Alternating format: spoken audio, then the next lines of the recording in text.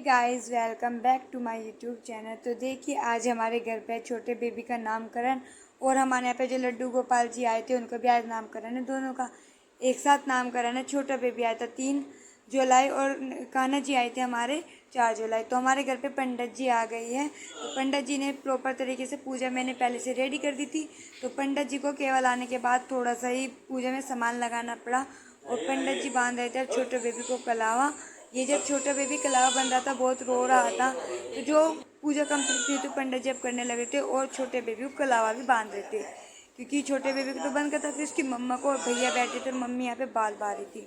तो देखिए, अब जो मतलब कि पंडित जी है वो मंत्रों का उच्चारण कर रहे हो और कान्हा जी का नामकरण अब होने लग रहा है। तो कान्हा जी हमने चावलों में दबा रखे थे, वो चावलों में से अब निकाल लिया है।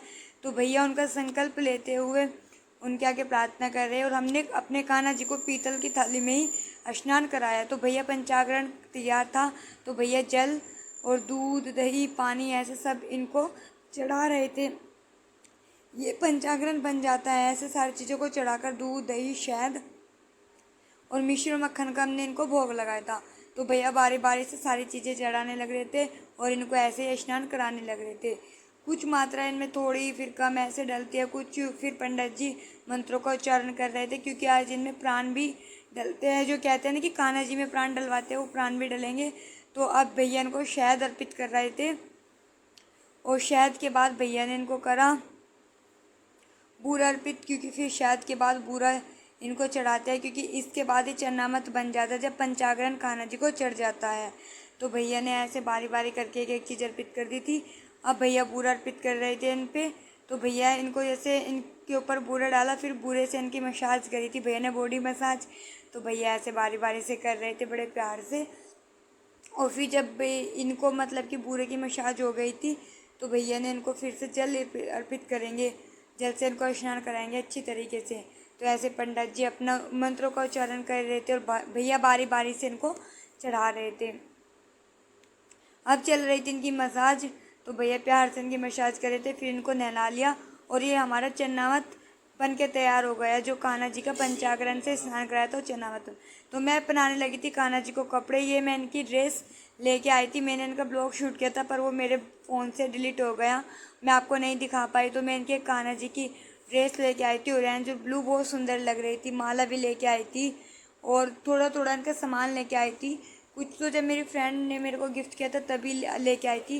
तो अब इनको मैंने रेडी करके यहाँ पे बिठा दिया था। पंडित जी इनको भोग लगा रहे थे केले का और मंत्रों को उच्चारण कर रहे थे।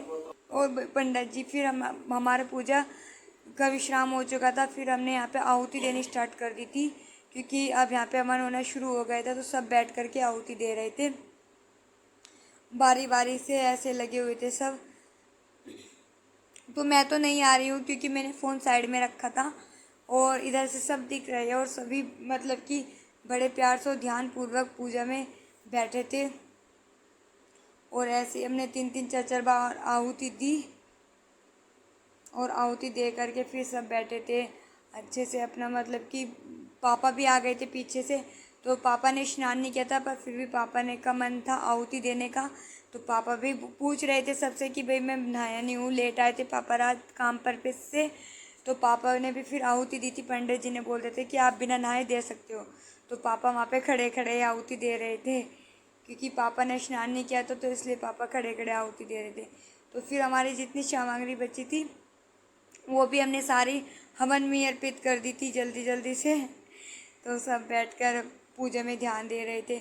तो आहुति होने के बाद यहाँ पे आरती होने लगी थी, भैया करने लगे थे आरती।